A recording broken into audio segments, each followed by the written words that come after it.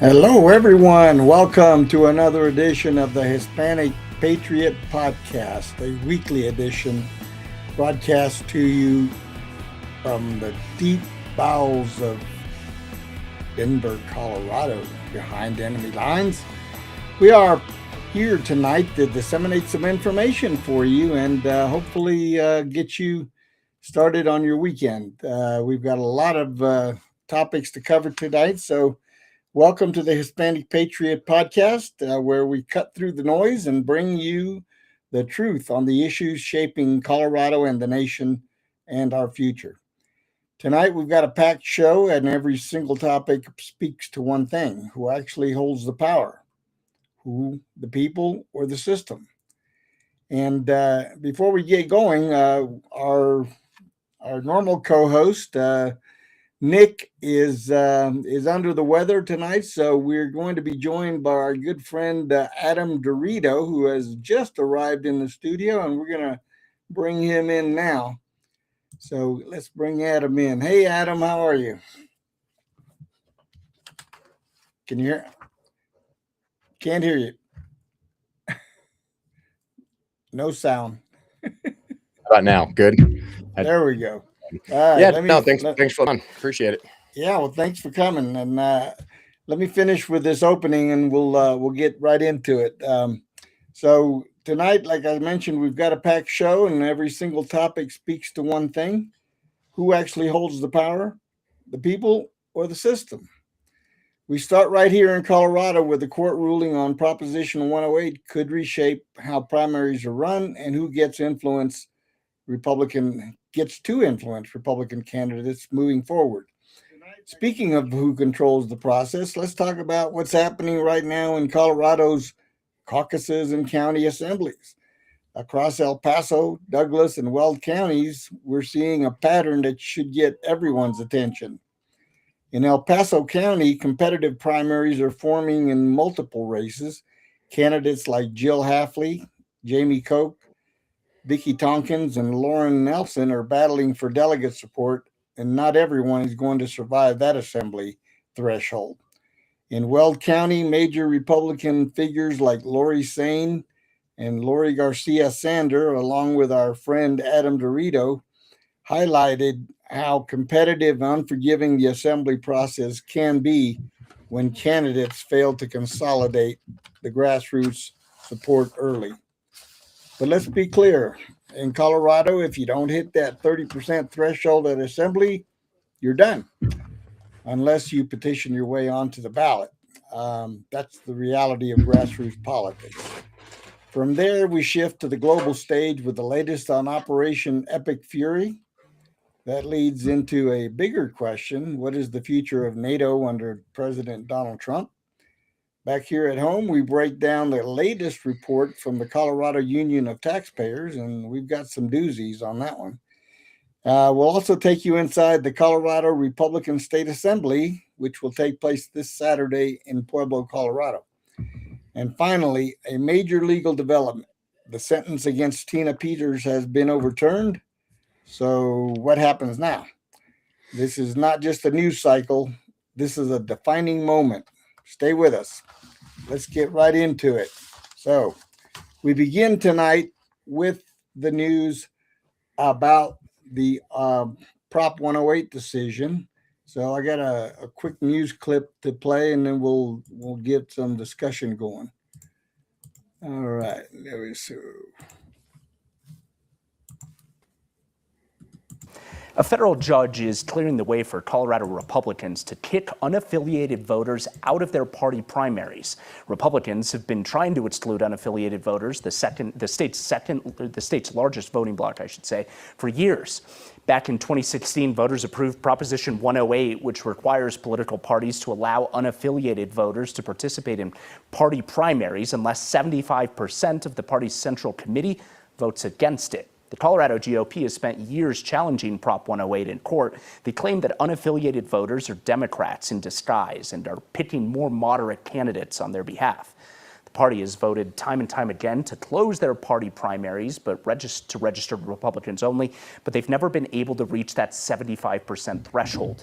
Today, a federal judge ruled in their favor. He ruled that the 75% threshold is just too high and violates the freedom of association rights of political parties.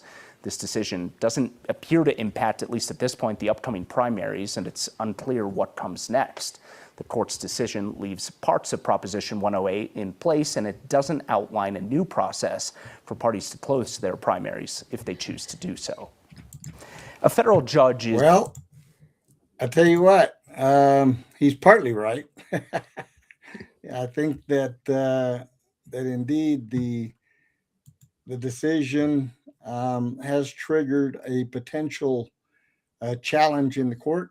In fact, there's an emergency executive committee meeting tonight, and we'll see what comes out of that. The hope is that we can at least get an injunction to have the court instruct the Secretary of State to not mail out Republican ballots to unaffiliated voters. Mm-hmm. That's important. Yeah. So that would be, it's not a full opt-out, but at this point it's too late to do a full opt-out. But if we can at least exclude the unaffiliateds from deciding who our candidates are, because we know a lot of Democrats jump into that wagon to try to disrupt our candidate selection process. So that's going to be an interesting thing. But I'm puzzled about a couple of things. Number one, the timing of the decision. Okay. Right. What are your thoughts on that?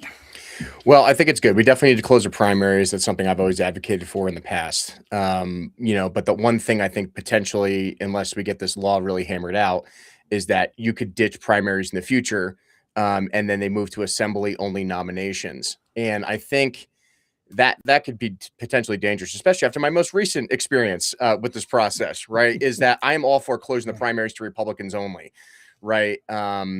But I think even though initially I was very much against signatures, I was even told, hey, don't run and don't collect signatures like your opponent, because if you do, you're going to lose the grassroots. And if we had collected signatures, we would have been on the ballot. And there was a lot of, we'll talk about it later if you want to, but there was a lot of hubbub that went on in that assembly. There was a lot of riffraff, so to speak, as we like to say, from certain actors that you and I are very familiar with, that gamed the system, so to good quality candidates who do want to primary a Republican opponent, I think there needs to be a way for them to ensure that they can still run, but we want to close it off to Republicans only and make sure that process stays within our party and doesn't let the Democrats or the unaffiliated infiltrate our process. So. Right. Well, it's pretty well known within the party activists and those who are paying attention that Weld County is controlled by the Kirkmeyer machine. Yep. And so it stands to reason, because they've, over the last, I want to say 20 years, they have taken what used to be a very red county and turned it into a really, really heavy purple county at the very best, but represented by people who vote with Democrats more than they do with Republicans. So who want to run for governor now, apparently. Who Wild. Want to, exactly. And I really, I don't know what it is with certain Republicans that have a problem with just speaking the truth and telling it like it is. Barbara Kirkmeyer has an F voting rating in her place Liberty in the Senate. Yeah. And people who support her, of course, they try to, discount that and say, oh, yeah, Liberty scorecard is nobody, blah, blah, blah. Okay. Well, there's about 3 or 4 other scorecards that also have her at an F rating. So which one is it? I mean, you can discount one, you can't discount them all. The bottom line is it's a fact. Her voting record is horrendous when it comes to her position in the county. And now, of course, this has been building up to where she's running for governor. She's petitioning on to the ballot.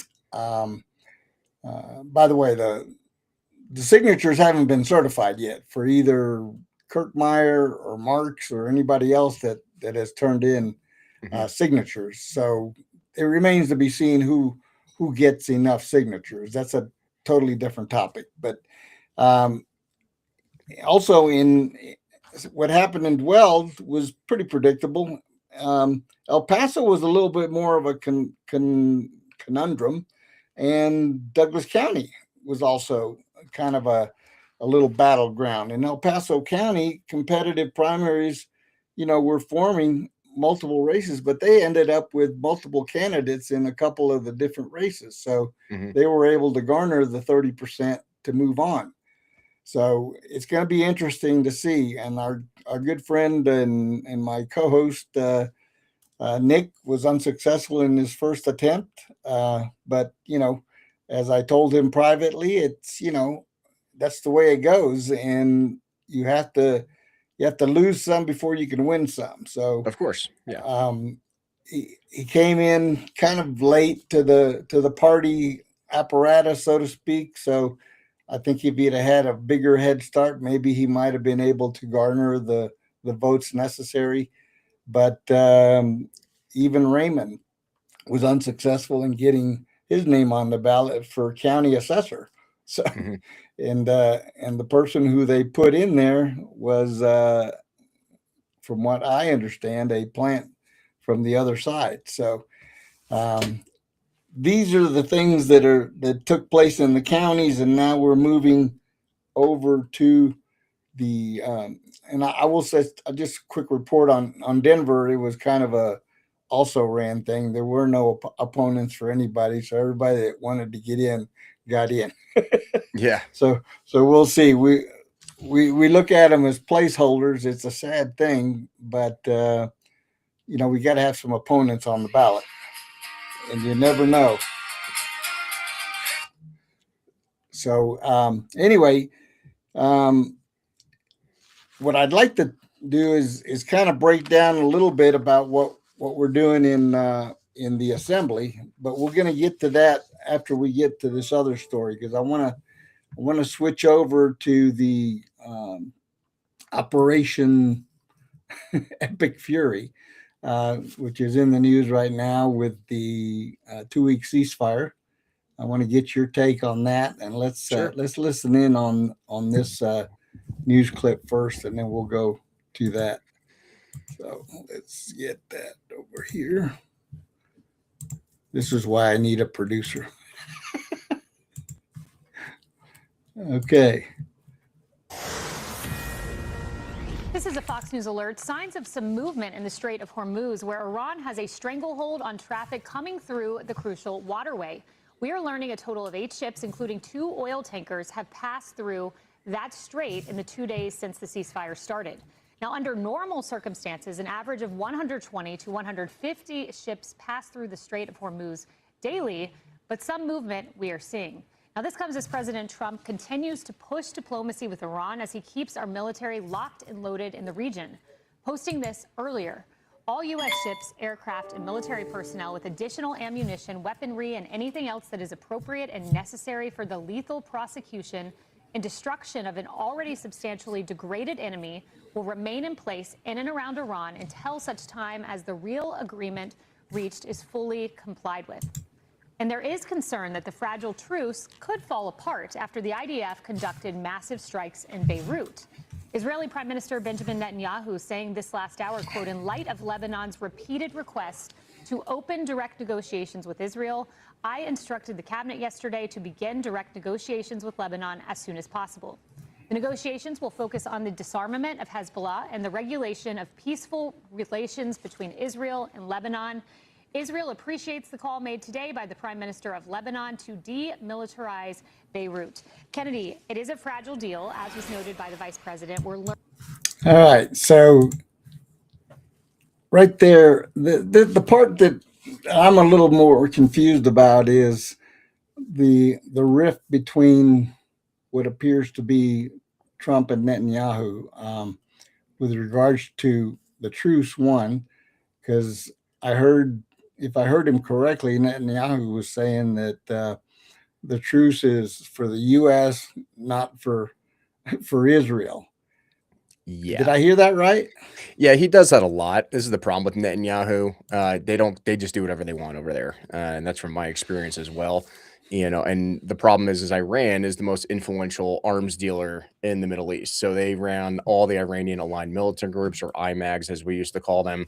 And they operate in a mosaic military central command system, which means that you can destroy 90 to 80% of these command and control centers or their main leadership, but they can still operate effectively independently, which is what we're seeing in Iran now. So even if if their colonel gets killed, so-called in Tehran, that doesn't mean that the captains can't operate independently without orders. They're designed to do that. That is how they counter U.S. strategy.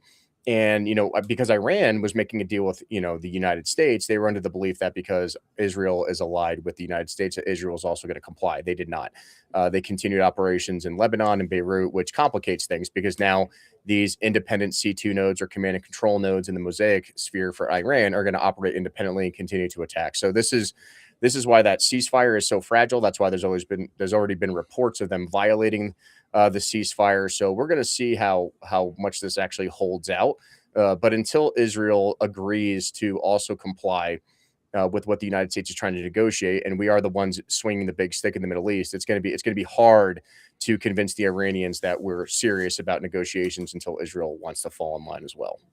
Yeah. So I heard Secretary Hegseth say that the actual goal for the U.S. is basically that they surrender their uranium, their enriched uranium. So that is the primary goal, if I understand it correctly, for us.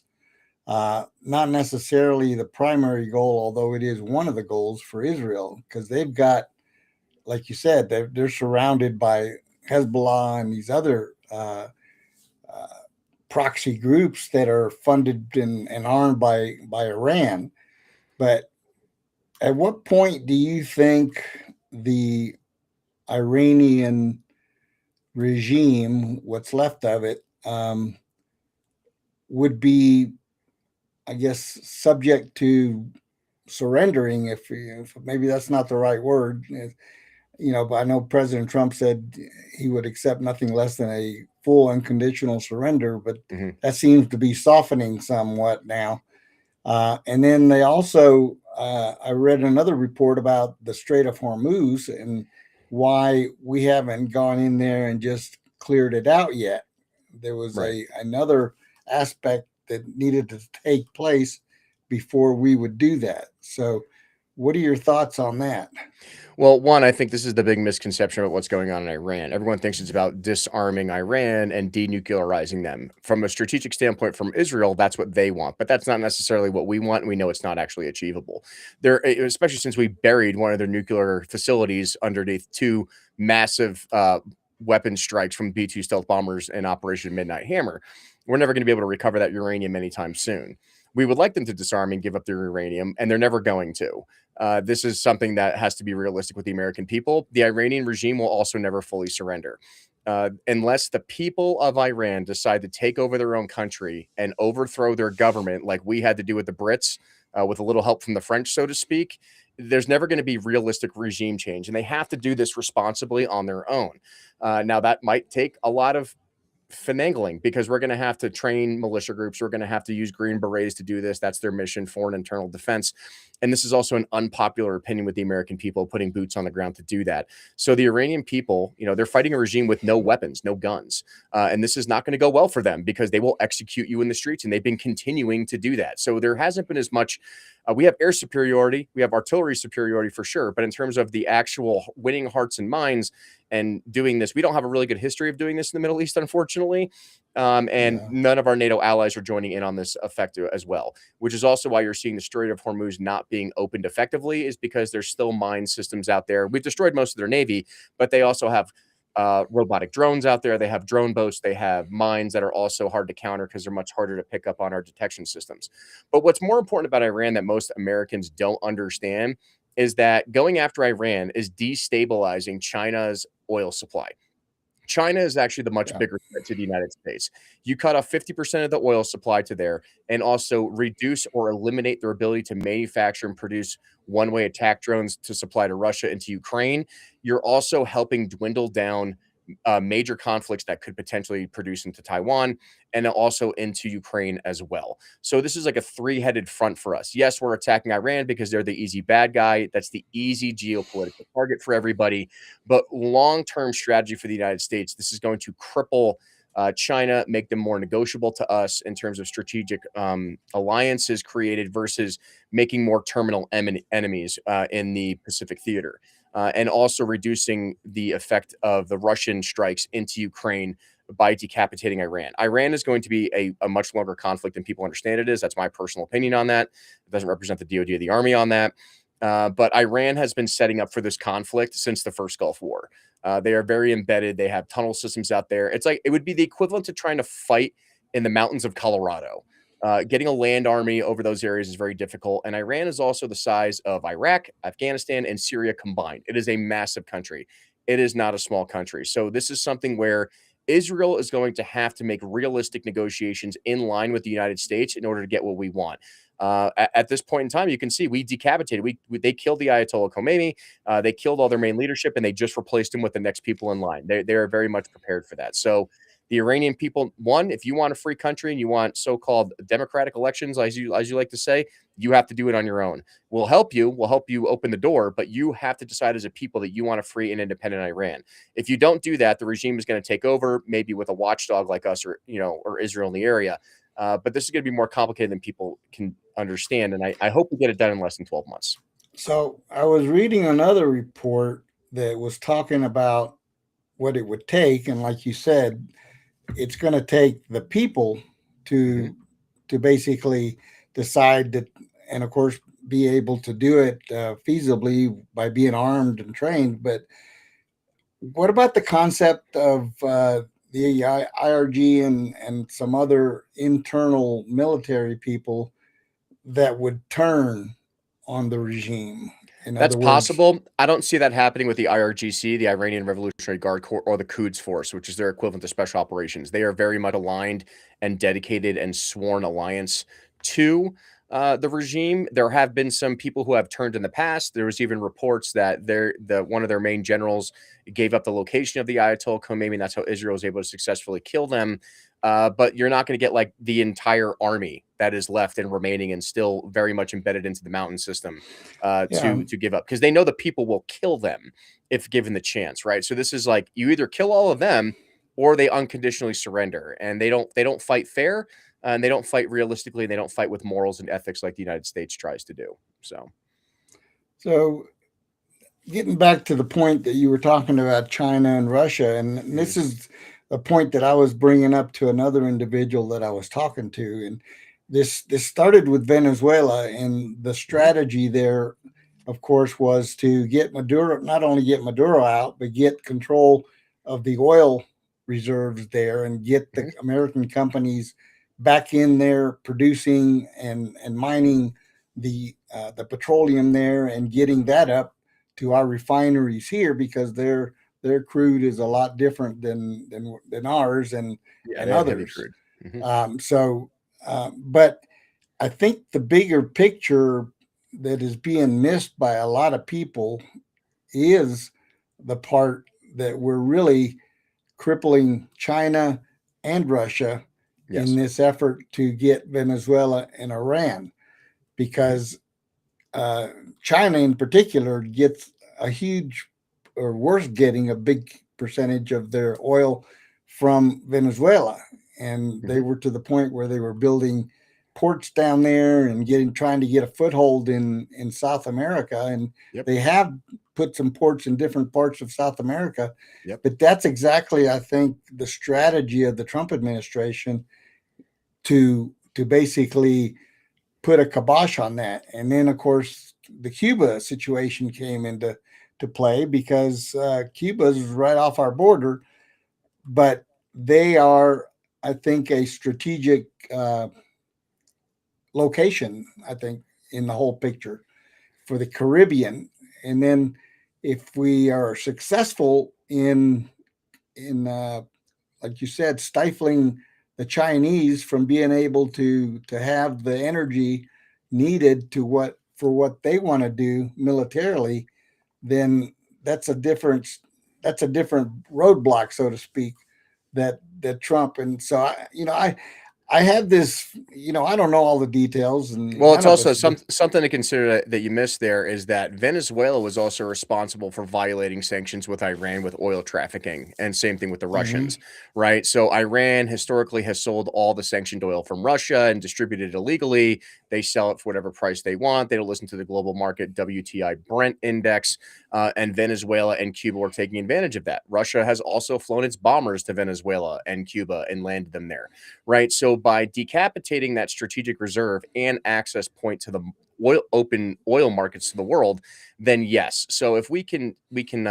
control the sanctioned oil from Iran and from Venezuela going into Cuba and all of their the Axis powers, so to speak, then that is going to force China, it's going to force Russia, and it's going to force Iran into an economic situation that involves less lives lost and more of an economic cost to their people, which will motivate their people to want to take over. Now, the biggest problem about Venezuela, though, is that most of the infrastructure we built there, 20, 30 years ago, is mostly in disrepair and destroyed. And the Right. one issue that Trump was having was convincing, the big seven sisters like ExxonMobil and all these guys to go down there and rebuild the infrastructure without any guarantees of, monetary payback. Because oil makes a lot of money, but it's also very expensive to build and run that infrastructure without any guarantees. So that is something that's being mitigated. It's something that, Marco Rubio has been working on extensively. It's something I fully support because it's peace through strength.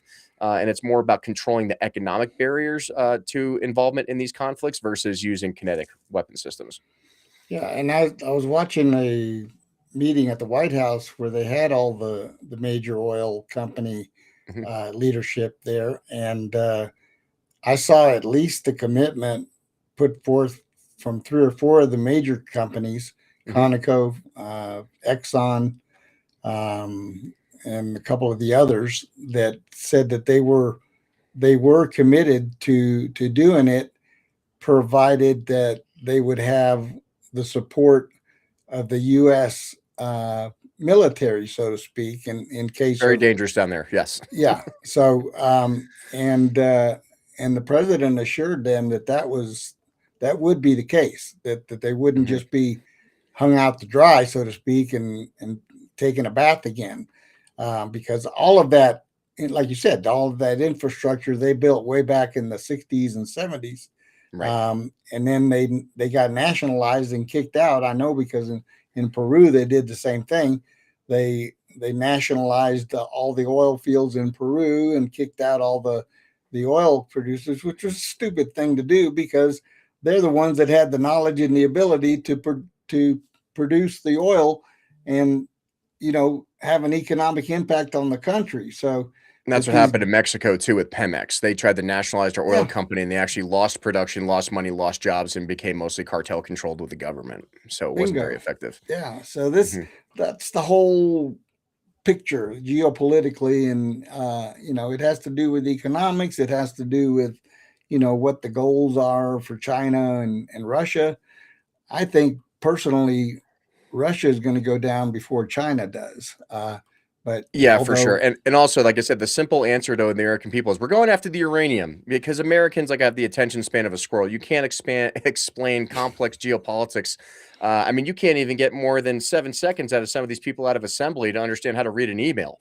yeah Never mind have them to understand the intricate economic and military relationships we have around the world with our allies and our opponents. So, yeah I posted a a monologue from a gentleman from Europe. I can't remember his name now, but he was explaining the genius of Trump's movements. He says mhm. he is playing geopolitical chess, and these people don't understand it, and so No, they don't. they they grasp. Well, besides the fact that here the Democrats just want Trump to fail, and Of course. whatever he does. So, Mhm. but they miss the whole picture, They and missed the forest for the trees. yep. And then we that kind of ties us in to the NATO issue now. Yep. because is an issue. now what you've got is a situation where NATO isn't being NATO. That they're supposed to be acting in conjunction with us, but they basically just tied their hands, and a couple of the countries like Spain that won't let us fly out of our air bases there, and I forget one other country. I don't know if it was Italy or somebody. It was Germany, I think, or France. Germany. One of the big issues too that people are missing out on, that I wrote a Substack article about this, is the fact that pretty much once we won the Revolutionary War and we pretty much took over naval supremacy, especially into the 1900s into World War I, we pretty much made a deal with the Brits. The deal is that we will secure all the major passageways, whether that's the Suez Canal, the Panama Canal, Strait of Hormuz, whatever else it is, because we have the naval power and the military industrial complex to do it now, and you don't. But on the backside of that is that Britain was going to finance all the insurance companies that traffic all the mercantile for the merchant marines, basically. And recently, the Bank of London has backed out a lot of those deals. They're not insuring these multi-billion, if not trillion-dollar tanker loads of oil or supplies, your Amazon order you need for your 2-day shipping. And that has caused a lot of problems, because now it's like you're leaving us all to the U.S. So it's kind of that childhood story about the hen that goes around, trying to bake a cake all day, and none of the farm animals want to help. And at the end of the day, nobody has food except the hen who cooked the cake. And now everybody wants a piece of the cake now.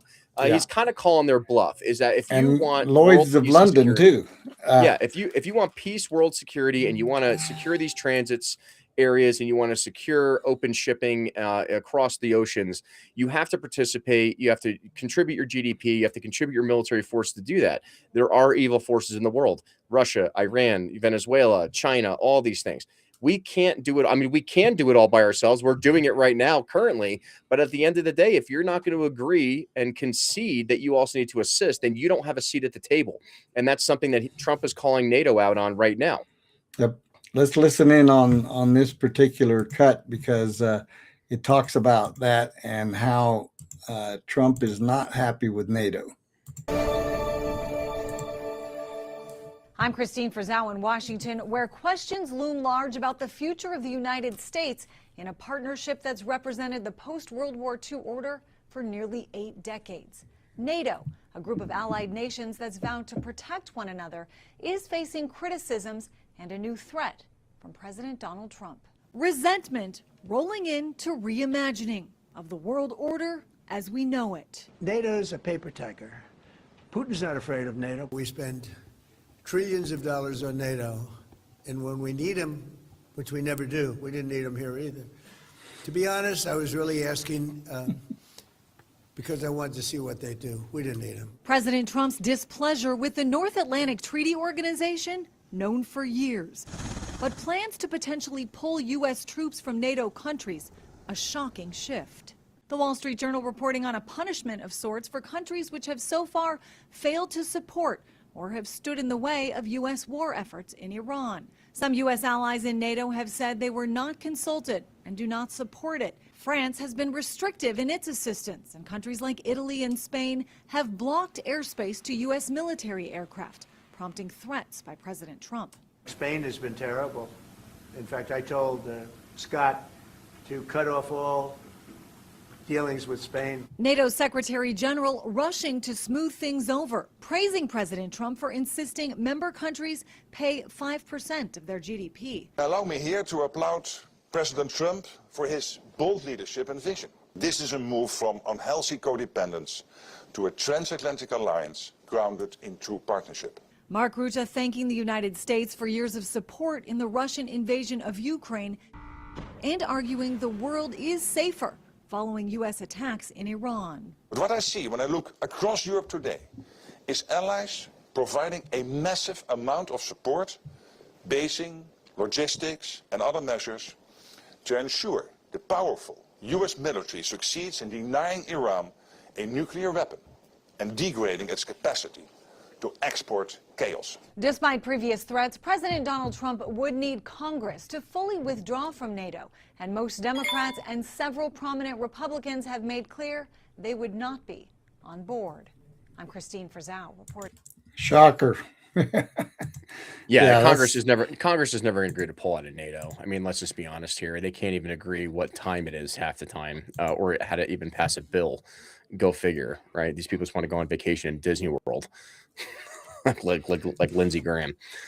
but but the president can make it very uncomfortable for NATO Yeah, countries. and he should at this point. Like I've spent time overseas this last summer, like I mentioned before, and those countries are in shambles. Our greatest ally is being run over by illegal African migrants, and they're losing their culture, they're losing everything, they're destroying churches. They're killing people in the streets with machetes, and the cops can't even do anything about it, right? And that stuff's going to come here if we don't stop it.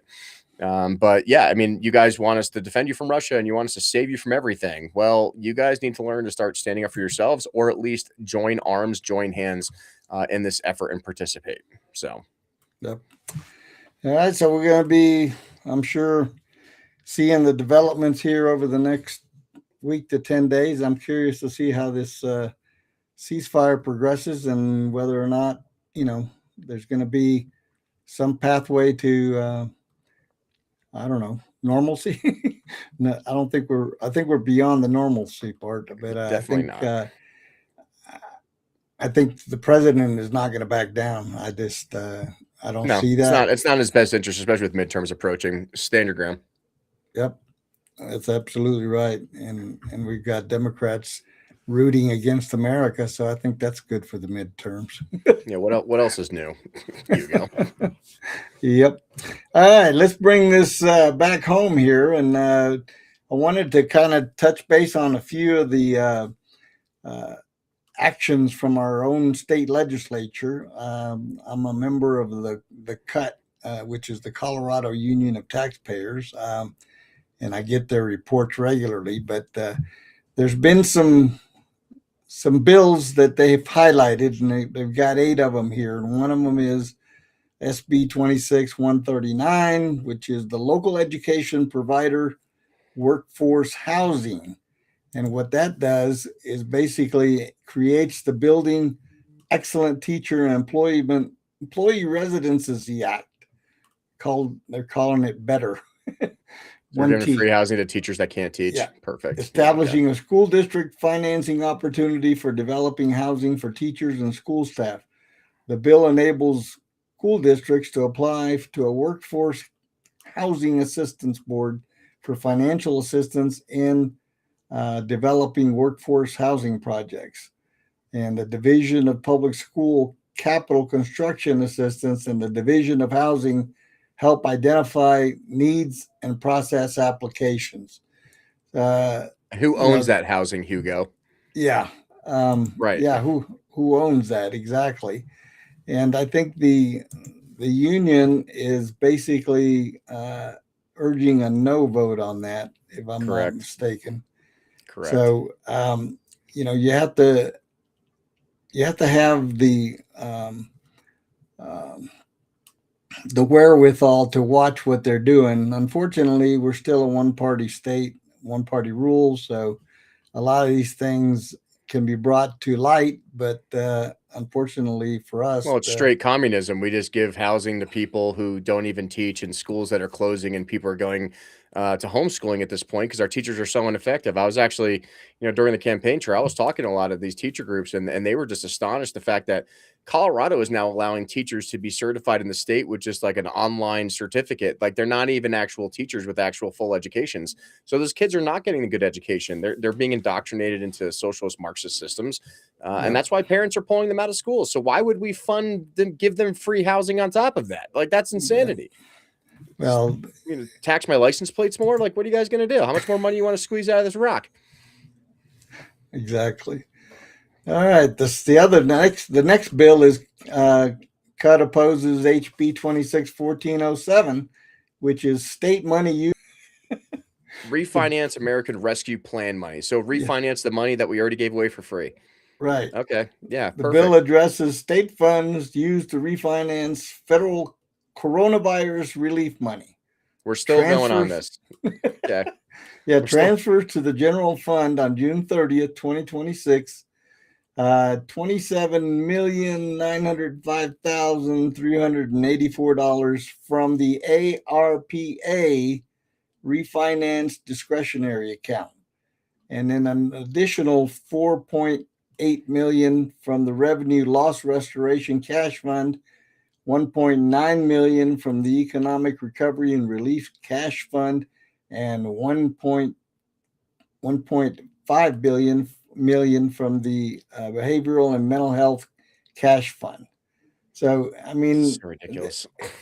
basically they're just playing what do you call it, musical chairs with the funds, so Correct. that they can get their grubby little hands on it and use it for whatever they feel. Well, anytime you hear them say we want to shift funds to the general fund, it's a crime. They're just fleecing your money away. I mean, this is how Yep. so much of our money goes and disappears. Like, oh, all the drug money, yeah, we're going to push it to the education fund. Then we're going to take all that money and put it into the general slush fund, and then money's going to disappear, and we can't account for it. But we also need another $2 billion because we're in debt and we have no money. And here's Did these guys work for the Colorado GOP this last like several months? I mean, because they're really good at making money disappear too. Yeah. So, and the next one that is also being opposed is HB 261351, Healthy School Meals for All State Education Fund.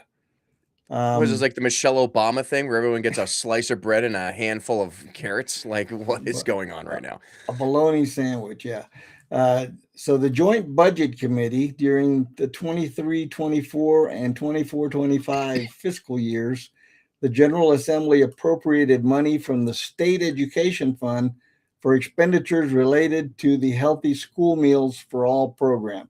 Now, just think about what they just said here. Money from the State Education Fund, which they claim we need so much more money so that we can have better education, but they're willing to rate it for their own projects. So the bill directs the state treasurer to transfer $31 million from the Healthy School Meals for All program fund to the State Education Fund on July 1st, 2026. Under current law, beginning in July 1st, and on each July 1st thereafter, the state treasurer is required to transfer money from the State Education Fund to the Healthy School Meals for All program fund account within the fund. The bill delays that requirement. This is like that game with the cups with the ball, and you got to figure out which cup the ball's underneath. It's all horseshoes and hand grenades. This is made up. If you guys need so much more money, why don't you bring back the industries? Why don't you bring back oil and gas drilling? Then you'll have so much money you don't know what to do with it. So instead of chasing away businesses and like Palantir already left, they're gone. Yeah, and that was $1 billion industry. You guys are now trying to find money where it doesn't exist and then trade it around and make it sound good to taxpayers so they'll vote for it. Because, oh, if you don't vote for this, then you're taking food out of the kids' mouths. That's not true. And I grew up fine just on that square pizza and a carton of milk every day growing up, and I turned out just fine. These people and are so full. Here's the closer. Here's the closer. In addition, the bill repeals reporting requirements related to money in the Healthy School Meals for All program cash fund. Gee, why would they do that, Hugo? Why would they do that? Don't look what we're doing with your money. It's for the kids. It's for the children. It's for the children. Of course. You're taking sandwiches out of children's mouths. It's like that. It's literally a South Park episode. You remember, like when Randy Marsh, when they go up to the Whole Foods, and it's like, would you like to donate $1 to kids in Somalia who have any food? And he hits no, and he goes, all right, now you have to take the sandwich out of the kid's mouth, out of the stand-up cardboard target. Okay, sir, please take the sandwich out of the child's mouth who's starving in Africa to assure that you don't want to donate $1, to these African starving kids to make you feel bad. I mean, it's wordsmithing, and it's taxpayer fleecing at its finest. Where's Ken DeGraff when you need him? Have you noticed every time you go shopping now, they ask you, would you like to round up to help X, Y, or Z? Yeah. And then they'll flip the tablet around. They also want a tip on top of that, right? Yeah. And I have a rule. I don't tip anything that I have to go get myself. Exactly. If somebody serves me at my table and waits on me, then I will tip. If I'm going up, ordering and picking it up at the counter, sorry, to get it. You're already making $20 an hour. So correct. But yeah, that's the thing. All right. And here's one we finally support, and that is HB 261212, constitutional carry of handgun. The bill grants individuals aged 18 and older who are legally permitted to possess handguns the authority to carry concealed handguns without a permit, with the same rights and limitations as permit holders. It allows permits to be obtained for reciprocity in other states. It lowers the minimum age for permit recognition from 21 to 18 and converts existing permits to lifetime validity instead of the current 5-year term. Additionally, the bill eliminates local government authority to regulate open or concealed carry of handguns. That would be That'll amazing, but it's never going to pass. It's never going to pass. Not in this state. It's a good, and that was sponsored by Carlos Barron and Ava Flannel. So good on them for sponsoring it. But, you know, we know what the Democrats are going to do with that one. They're going to table it. Yep.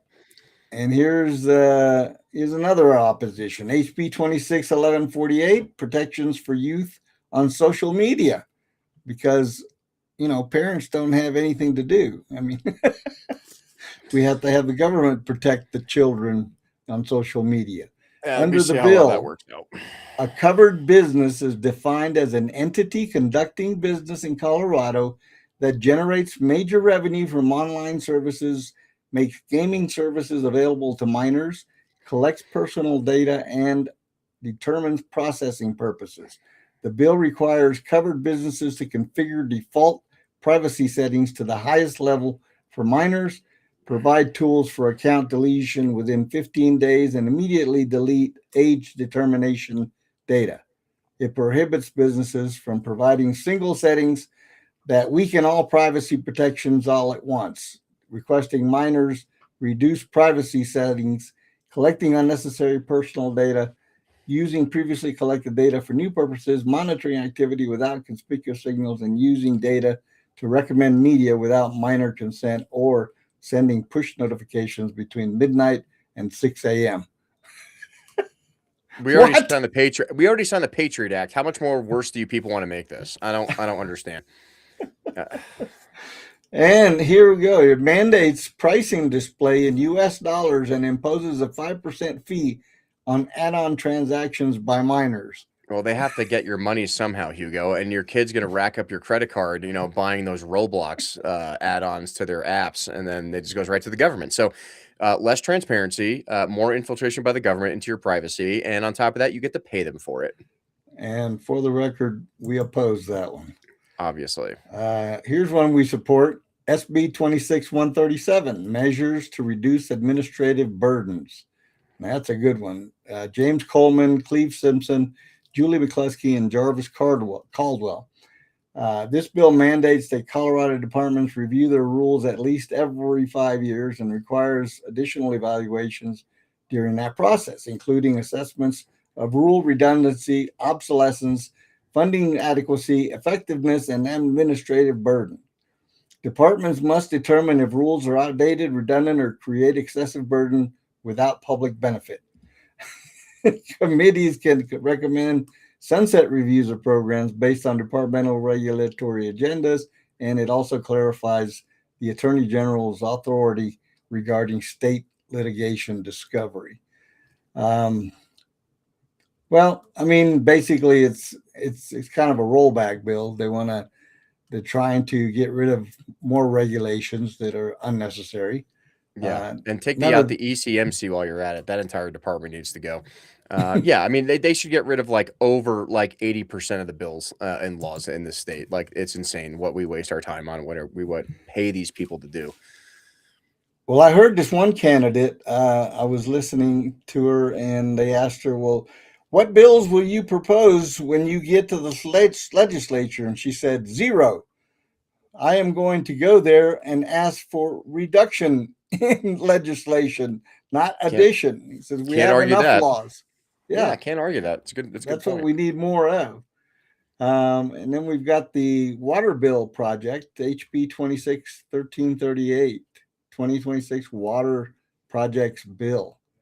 This legislation appropriates funds for the Colorado Water Conservation Board construction fund for various water management projects during 26-27 fiscal, including satellite monitoring, floodplain mapping, and watershed restoration. The bill also authorizes major loans for water supply projects, transfers funds to the litigation and fish and wildlife resources funds, and increases the water board's loan authorization threshold from 10 million to 30 million.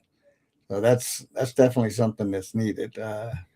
Those are the kind of things that. But I want to see that the problem that I have with that bill is that, hey, you're not defining what critical infrastructure projects you're actually going to build. You're saying you want to use a bunch of satellites and mapping systems, but you're not saying, hey, we need more water plants, we need more reuse plants, we need more reservoirs dug, we need more, mitigation of selling our water rights to other states, right? So it sounds good, and it's something I would support, up front initially, but we have to define why. We're just not going to take a bunch of money, do a bunch of satellite mapping, pay a bunch of bureaucrats six-figure salaries to not resolve the water issues we have in the state of Colorado. Yep. All right, so that wraps up our cut report. Now I wanted to shift over to something that's near and dear to our hearts, and of course the Colorado Appeals Court throwing out the sentence for Tina Peters, but it's not what a lot of people think. So let's listen in on what effects this is going to have. A murder conviction overturned and a fight for free speech upheld. Thank you for joining us for Denver 7 News at 5. I'm Micah Smith. And I'm Natalie Chuck in for Jessica Porter. We are following several major courtroom developments unfolding today. This morning, we learned the murder conviction against a Southern Colorado mother is being thrown out. Letitia Stalk was serving life in prison without the possibility of parole after she was found guilty of killing her stepson, Gannon. Her attorneys appealed that conviction because of what they called a biased juror. But let's start with prominent 2020 election denier Tina Peters. Today, the Colorado Court of Appeals ruled to throw out the former Mesa County elections clerk current sentence of 9 years and resentence her for her role in an election security breach. Denver 7's Ron. Yeah, let's take a brief break. That's the key issue right there. They threw out the sentence, but they're not saying where it's going back. If I'm not mistaken, it's going back to the original judge for resentencing. Correct. So all right, now we're going to serve 8 years. Yeah. Veronica Acosta joins us now with bipartisan reaction. Veronica, the court says Peters' sentence was based in part on her right to free speech. And that's why the Colorado Court of Appeals decided to do away with that sentence, a resentencing next. But this decision does not do away with the fact Tina Peters is still a convicted felon. A 9-year sentence behind bars for You notice how she said that with glee? Yeah, I hate these people. Tina Peters thrown out Thursday. I just want to see fairness. With a resentencing to follow, but the felony conviction for the former Mesa County clerk. We're happy to see that they upheld the conviction of Tina Peters. Still standing, upheld by the Colorado Court of Appeals. A sigh of relief for some Colorado election officials like Matt Crane with the Colorado Clerks Association. She's a convicted felon, and that hasn't been overturned. And you're an unconvicted felon. If her sentencing was incorrect, then of course that's something that should be corrected. In this more than 70-page decision, the court said its choice was based in part on the improper consideration of Peters' right to free speech. I do believe that Tina Peters' original sentence was appropriate, and of course, a court will ultimately decide. Overall, Colorado Secretary of State Jenna Griswold says she believes Peters should be treated like any other criminal. Any person has the ability to appeal their case, and we're just seeing the normal appeal process play out. And after, God, I really hope that DOJ gets this clown. I really do. I would love to see her in handcuffs. Months of President Donald Trump's failed attempts to pardon the convicted felon. The court struck that down. The former elections clerk remains here, now awaiting a new sentence. And I reached out to all of Peters' attorneys for an interview this morning. A spokesperson for one of them, Peter Tickton, told me that they would get us a statement. We haven't gotten that as of news time. Well, I certainly hope they get it to you soon because we want to hear their side of the story as well. Right. Yeah, sure you do. No, you don't. So what do you think is going to happen? I think they're going to resentence her to like maybe half the time. They're still going to keep her in prison. They'll give her some time served, but there's no way that the Democrats, while they're in control of things, are going to let her go because it's a bad look on them. And unfortunately, someone's life is being taken into image politics, and I think it's disgusting. What do you think of what do you make of Polis's utterances that he's been doing over the last few months. He's Do you pulling a think that- Gavin Newsom. He's pulling a Gavin Newsom. He's trying to come off as the moderate person who's appealable to everybody, but he won't make any definite decisions, right? Like he's treading very lightly here. It doesn't favor him to make a decision on this, but it favors him to come off as more amicable to all parties in this as we enter some of the most contentious midterms, Senate and gubernatorial races in the state's history, right? I think it's BS. I think it's all kabuki theater. And I think someone needs to just make a decision and end this. It's been long enough. Do you believe he'll commuter sentence? Man, it might be a final FU as he leaves office, right? I mean, that would be great. I mean, it'd be the only thing I could say Polis has done right in his entire gubernatorial career. Maybe he should do that so that whoever takes over as governor has one less thing to deal with. Like I said, winning the Republican governorship is going to be extremely difficult, especially with the race that's going on now. And Michael Bennett and Phil Weiser and the rest of these guys are just foaming at the mouth, waiting for these people to do something stupid to just further hammer home that they're never going to release Tina Peters. So, yeah. Sometime I'll tell you about my run-in with Phil Weiser at a Jewish deli that my wife were at for lunch, and he walks in and I recognize him right away, and I told my wife, "Do you know who that is?" He says, "He looks familiar." I said, "Yeah, that's the Attorney General." And he's such a bonehead. He's wasting so many taxpayer dollars suing Trump. There was a partition between our table and where he sat, and he sat facing me. And every now and then he would glance up, and I was looking at him with like steely eyes, and he was getting uncomfortable. He didn't know who I was, but I was giving him I was shooting arrows, daggers at him. Trust me. Yeah, but, these people are all just phonies. Let's close out with the assembly Saturday. What do you see happening Saturday? Who do you think's coming out of the assembly for governor? I really honestly hope it's Scott. I'm fully behind Scott at this point, and I talked to him about it today.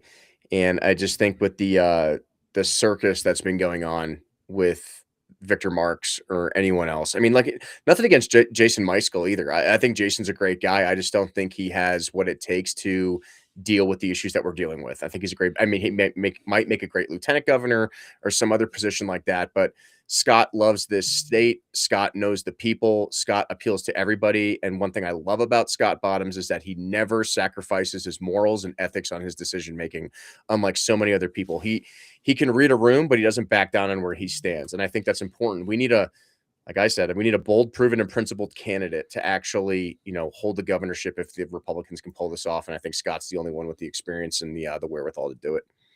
So I think there's a possibility we get 2 candidates out of the assembly onto the ballot for governor, and 2 for senator.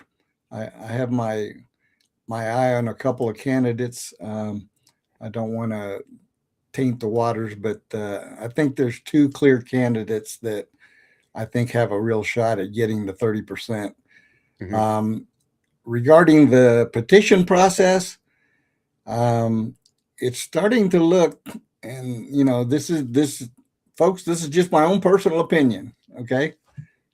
I am predicting that one of 2 things is going to happen with Victor Marks. One is he's going to fall short on the petition process and happily take his money and run and launder it through his ministry. Which is what he's done in the past. Yep. Or he'll get certified on the signatures, and then miraculously, before the actual vote of the primary, something catastrophic will happen that will demand that he drop out of the race. And then endorse Barb. And then the other money and all that money he's collected is going to be laundered through his ministry. Those are just my thoughts. And I think it's going to be interesting to watch the next 60 days because it's going to show a lot about what's going on. But this assembly, this is Britta's last hurrah. So let's hope that she runs a clean show. I'm not hopeful, but I'm prayerful about it. So we'll see about that. Oh, you know it's going to be a nightmare, Hugo. Come on, you know how these things go. There's going to be yelling and jeering and signs and T-shirts and people probably taking tires off each other's cars out in the parking lot. Yeah, it's just there's some people in this party that need to go. They need to go. They shouldn't be delegates anymore. They shouldn't even be allowed. I mean, yeah, you could be a voting American citizen, I guess, but you shouldn't be allowed in the room anymore. And you know exactly who I'm talking about. Yep, absolutely. So we're up against the clock, folks, and we want to thank you for tuning in. We hope we brightened your evening tonight with some good information, and we'll be reporting on the results of the state assembly next week. In the meantime, thanks for bringing me on, Hugo. Always a pleasure. Thank you for coming on and filling in for our sick friend, and hopefully he gets well and is able to attend Saturday. Have a good night. God bless everyone.